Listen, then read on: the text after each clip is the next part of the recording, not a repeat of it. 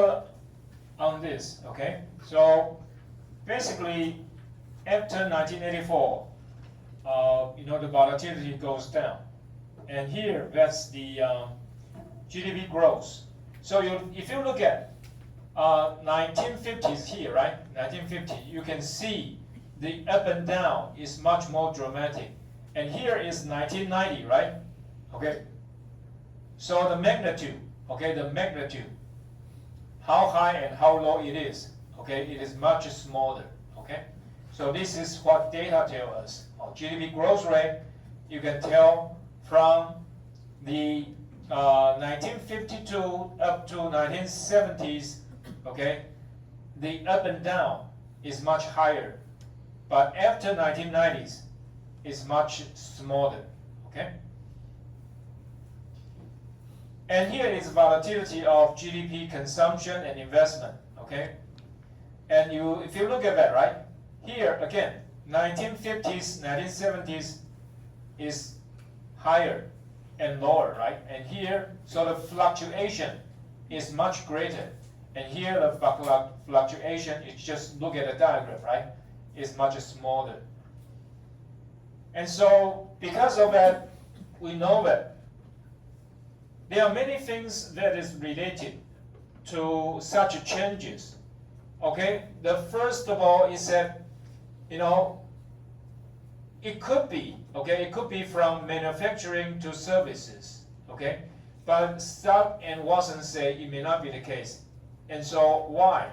So he said the changes in how firms manage their inventory, which some researchers thought was the main source of the drop in volatility, was sensitive to the empirical method used and not a convincing explanation. But honestly, I would say this is the case, okay? It is in the 1980s and 1990s, okay?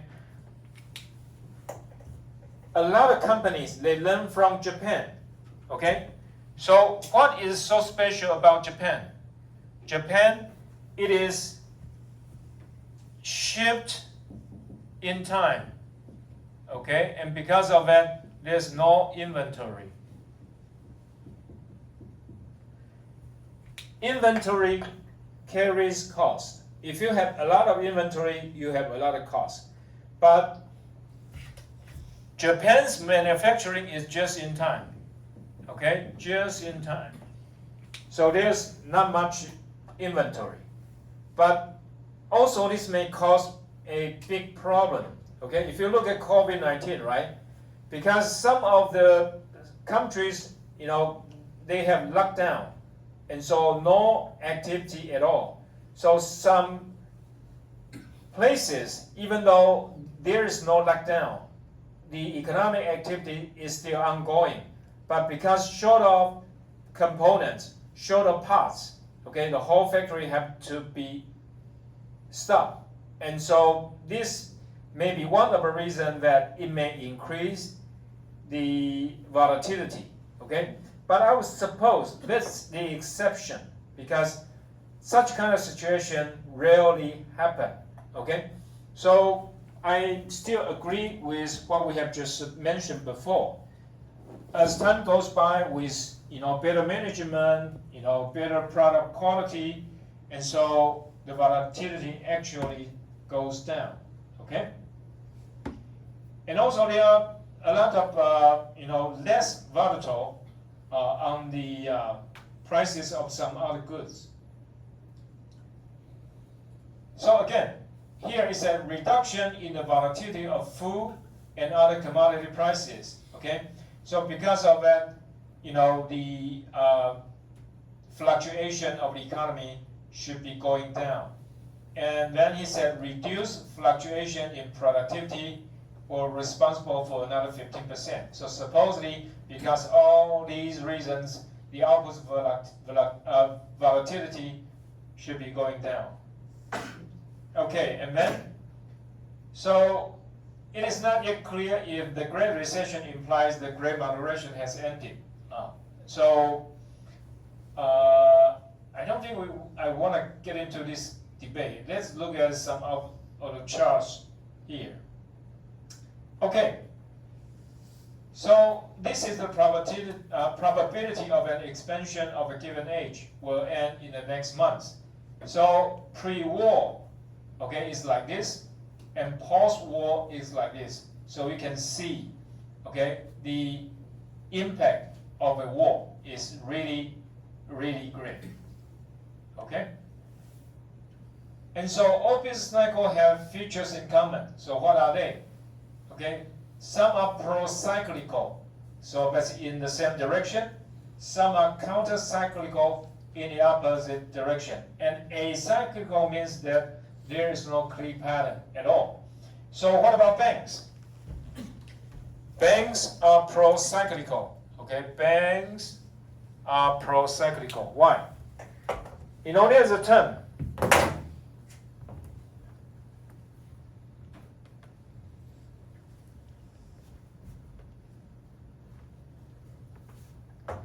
Okay, what do banks do?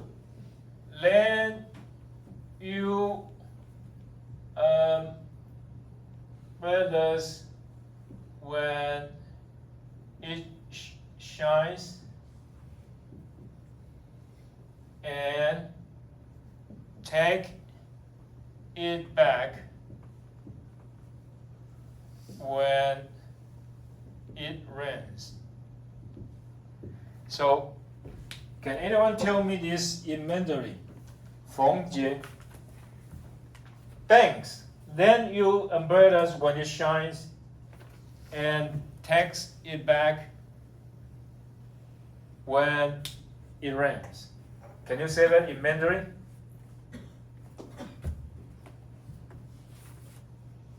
Eight words.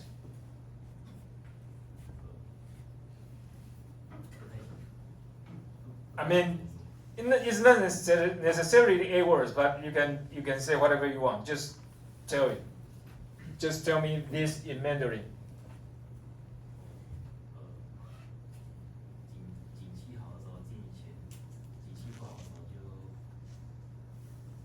Take it back, right? But let us get another person to try. Huang Yifeng. It will be more laconic if it is in 8 words. Laconic. Laconic means, you know, simple and concise. No idea. Okay.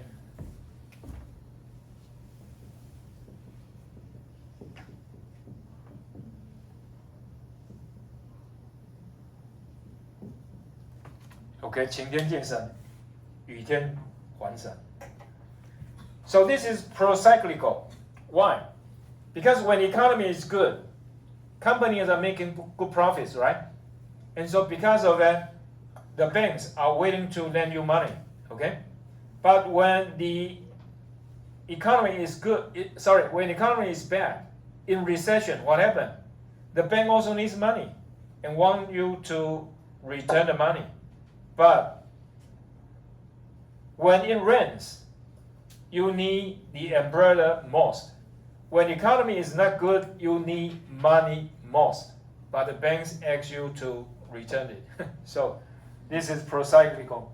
Banks are pro-cyclical. When the economy is good, they tend to lend more. When the economy is bad, they tend to lend less. And supposedly, when the economy is good, you don't need that much money. Okay, but when the economy is not good, you need much more money. And at this time, what would the bank do? Get the money back. Okay, so banks, okay, banks oftentimes make the economy worse. Okay, oftentimes make the economy worse because of that. Okay, let's check it. There should be some. So as I say, right?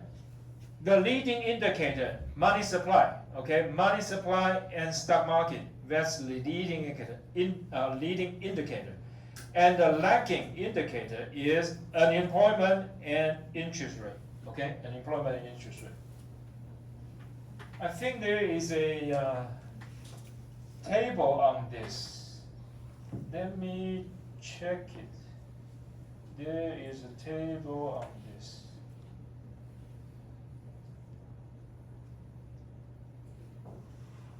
Okay, let's look at page 326. Okay, page 326. Get your book. Page 326. So there are several variables. Okay, so the first variable, industrial production. Okay, that's procyclical. Coincident means at the same time. Okay, and then consumption, business, investment, inventory, government purchases. All these are procyclical. Okay, procyclical. And let us check inventory investment. That's leading. Okay, inventory investment, that's leading. Why? Because if you believe the economy is going to be good, you will accumulate some more inventory. So that's leading. And government purchases, and then that's residential investment, right? For example, we know that TSMC want to invest in Kaohsiung, right? So what happened to the housing market? The housing market go up much longer before TSMC had made any money here, right? TSMC probably has not started production yet, but what about housing? It's already increased quite a bit, okay? Okay, and then let us look at money supply and inflation. Okay, money supply inflation. What does it say? It's procyclical and also leading. And inflation is lagging. Okay, inflation. And then you look at the financial variable. Okay, financial variable, what you said. What you get? Stock markets leading, right? Stock market leading. But what about nominal interest rate? Nominal interest rate is lacking. Okay? So this table shows you a little bit the variables that can tell you the direction of the economy. Okay? Let's move on. Oh, it's here. Anyway. Okay, so it's here. Okay, so then there are several diagrams tell you about the behavior of the variable and the economy. So here that is industrial production. Okay, industrial production. So when the economy is going up, it also goes up. And what about here? Okay. Did you see that? You know, sorry, you cannot see quite clear here. There's color here, right? There's a little bit light color band. What does that mean? That means recession. Okay, this part recession. On my screen is much clearer, but here you cannot see, about it. So when the economy is not good, right? The industrial production drops, and here that's about the same thing. Okay. Sorry, you cannot see as clear as I would like. Anyway. And again, here is about consumption and investment. Okay, consumption and investment, that is the same thing. So it's a pity. Can you see that? There's some light band here. So it shows that, during this period, there is recession.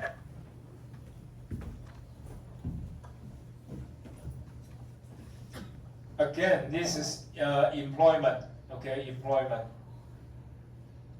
And here's unemployment. So you can see that unemployment, the fluctuation of unemployment is much higher, okay? And supposedly at different points, so for example here, okay, what is here? This is the Great Recession, okay, 2007, 2008, we call financial tsunami, okay, here, that's the financial tsunami. And here that is the energy crisis, and here energy crisis again.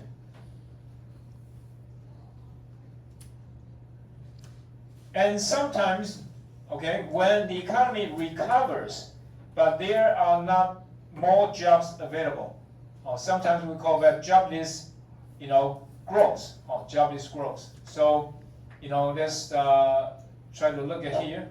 Okay, so here is the job finding rate. Just like now in Taiwan, because we have shortage of labor, okay, so there are more openings for people, okay, more openings for people, and so the situation, in the U.S. now that's a little bit different, okay, so I mean, in terms of economic, when it is recovered, okay, when it is going up.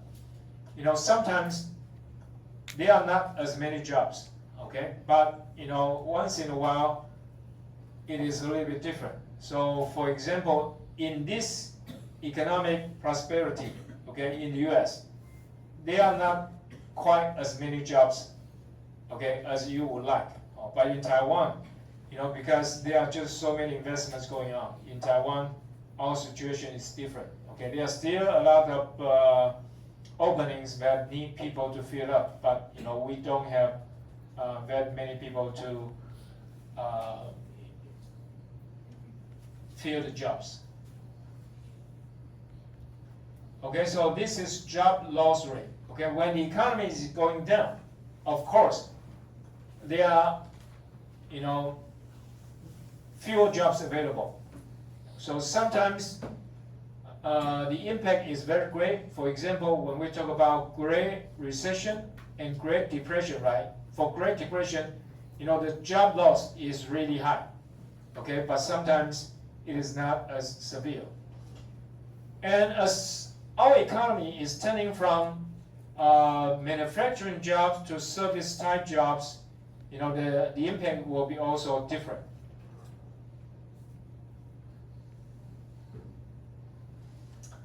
So this is basically the number. So in May 2008, that's the expansion. So the number of job employed was 155.3, and in October 2008, that's the recession. So here tells you a little bit what is the situation of the job finding rate and job loss rate. Okay, and so he said the net change in number of unemployed. Okay, here it is negative 0.2 million, so not quite as much, okay? And here that's 0.2 million. Okay, this is about real wage, okay, real wage. Generally, when economy is going up, the real wage will go up, okay? But, when there's recession, generally the labor productivity will go down. So ideally, okay, the real wage rate should match, okay, the increase in labor productivity, but it is oftentimes not the case. So here you can see labor productivity, the increase in labor productivity is much higher than the real wage rate. Okay, so supposedly there's gonna be deflation around this corner.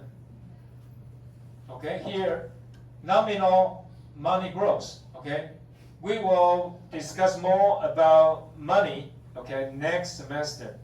So you can see, okay, the increase in money supply is a major factor for inflation, okay? Increase in money supply is a major factor for inflation. So here is M2. Now, let me tell you a little bit what is M2. Supposedly we should discuss it next semester, but since here, it mentioned, so let me tell you what is M2. M2 is very important. Suppose you work in the stock market, okay? Suppose you work in the stock market. You need to pay attention to M2. Because if M2 is going up, okay, if M2 is going up, generally the market going up too, okay? Because if you want to buy stock, you need money. And if there is more money, of course, there is more driving force for the stock market to go up. Okay, so we have M1A and M1B, and then M2. So what is M1B? Sorry, M1A. It is C plus D. What is C? Currency. Basically, that's cash. Okay. And what is D? Demand deposit. The money that you can readily use. Okay. For example, in the US, it will be called checking account. Okay, you can withdraw money right away, checking account. And M1B, that is M1A plus savings account. Usually, it is harder to use savings account. But generally, there is a difference between Taiwan and the United States. Because in the United States, you cannot use this to pay for a lot of bills, but in Taiwan it's no difference. But supposedly, this one, okay, it is harder to get it out of the bank, and so the liquidity, okay, is lower. So what is liquidity? Liquidity basically means cash, but if it is cash, the liquidity is 100% because it can be used like cash. But for savings account, the liquidity is much lower. Okay? And then M2, it is M1B plus time deposit. Okay. So, see if anyone can tell me what is this. 郑宇轩. What would be time deposit? 郑宇轩，举手。Okay, what is time deposit? Guess. Time deposit. 2 words. 2 words. 廖慧清.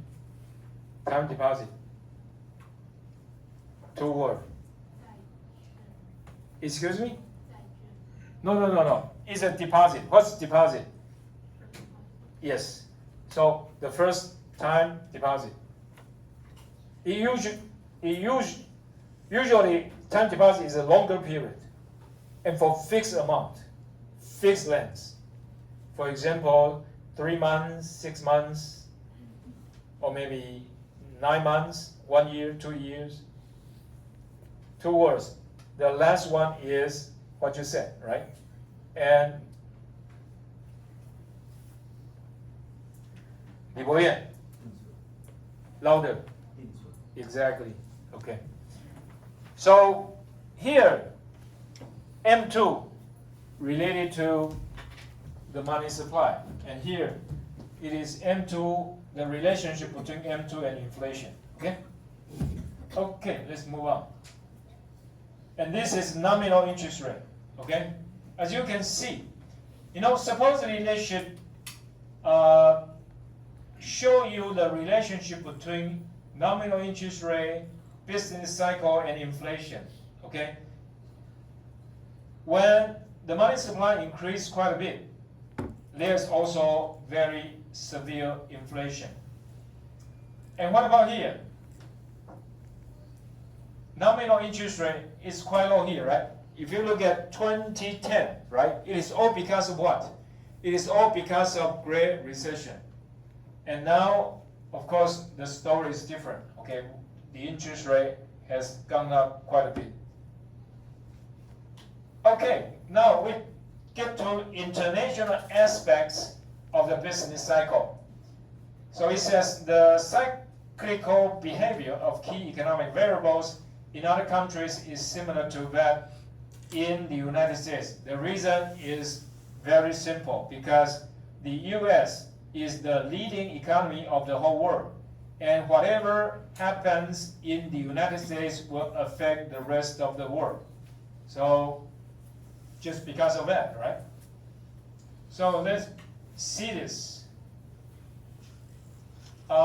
This chart is not that easy to understand, but basically you can see all these countries: Canada, France, Germany, Japan, the United States, United Kingdom, more or less, okay, more or less, they move in the same direction. Okay, so if you look at here, right, when it's going down, every other country is also going down. But what about now? What about now? So we have Germany, right? Germany and France and US. Okay, let me ask you a question. Is the economy of Germany good or bad? Now, at this point, is the German economy good or bad? 冯杰. No. Why? What did you say no?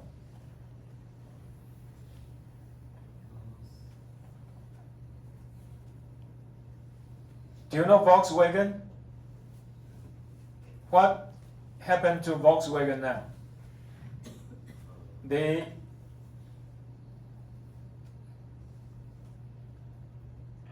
And even for Japan, you know,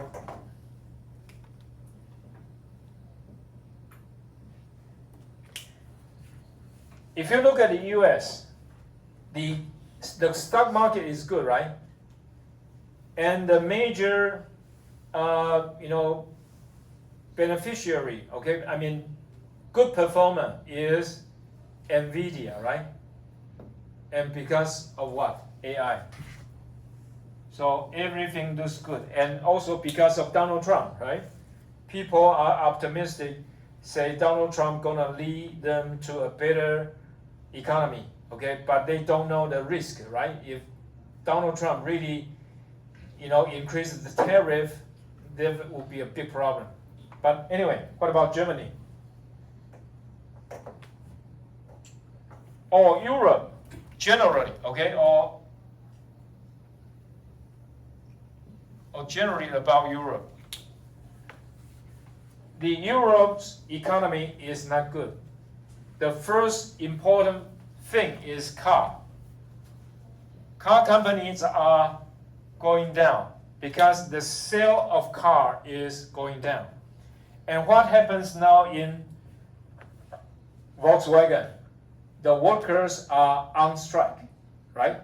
They want to get better pay. And because the economy is not good, few people buy cars, so there are a lot of inventory of unsold cars. So what is going to happen? Volkswagen say we have to close some factories. If they close some factory, what happened? Workers will have no jobs. Okay? So here, there's a difference between US, Europe, Germany, and France and Japan. And for Japan, there's a car company called Nissan, right? What happened to Nissan? The same thing. The economy is not good, few people buy cars, and Nissan say we need to lay off 2,000 people. Okay? But generally, all these countries move together. Okay, so here we want to talk about coincidence means they happen together, and leading means it happens before. So coincidence index is designed to help figure out the current state of the economy, and leading indicators are designed to help predict peaks and troughs. So if you want to look at leading, right, you look at money supply, okay? And also you look at stock market, okay? And coincidence, actually there are many things, okay, as we just check the book, okay? But don't worry, okay, don't worry. We won't have any question like this in the final, okay? It's just too tedious. Okay, let's look at here. Okay, so it has a special index called CFNAI. I can't quite remember the name, but it's called CFNAI. Coincident, financial, whatever. Okay, anyway. So here, it shows that Chicago Fed National so CFNAI is this. Okay, CFNAI, Chicago Fed National Activity Index. Okay, so it shows, you know, whatever that moves together, okay, with the business cycle, and it sounds like very precise. And ADS is something different. Okay, talk about, you know, the business conditions there. I think that's quite enough for what we're gonna talk about. Okay, so anyway, I think I will forget about the rest of it. Let us move on to chapter 10. Okay, let's move on to chapter 10.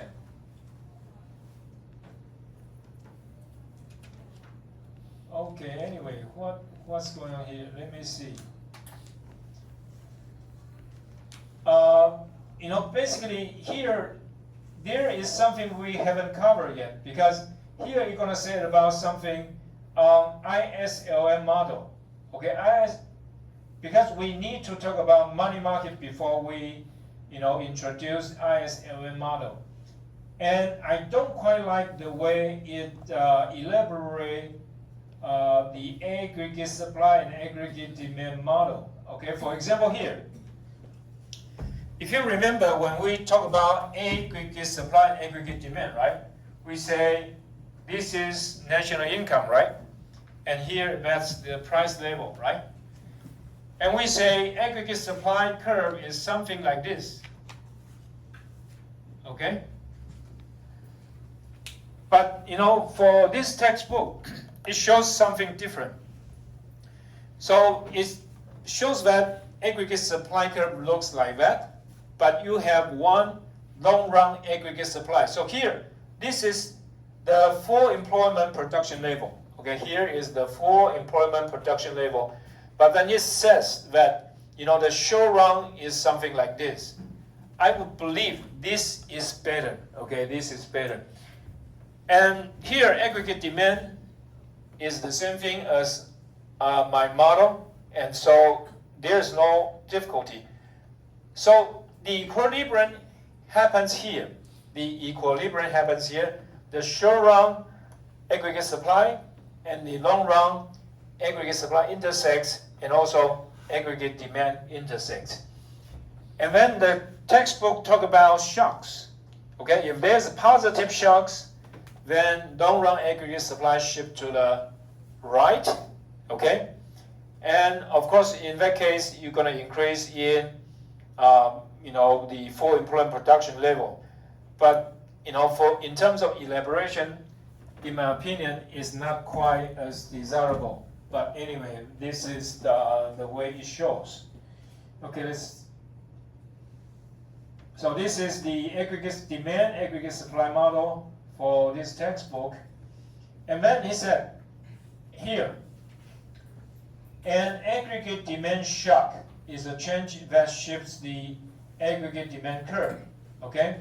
And a negative aggregate demand shock.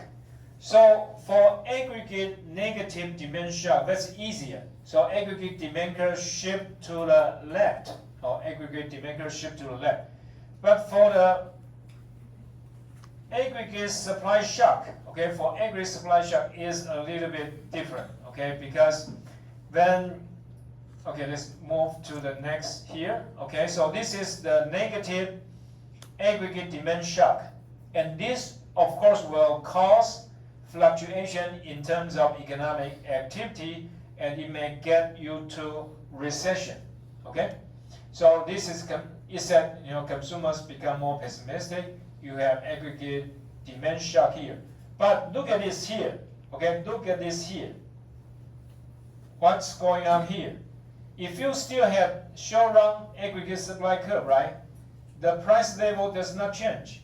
Okay, the price level does not change. But supposedly, if you have aggregate demand shock, the price should change.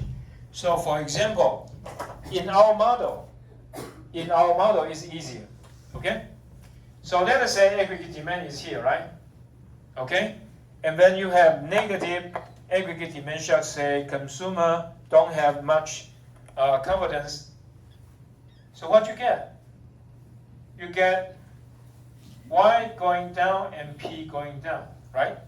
But if you have a diagram like this, there is no price change.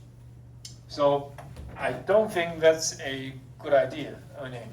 But how to solve the issue? The way to solve the issue is not looking at this short-run aggregate supply, right? If you look at long-run aggregate supply, then what happened?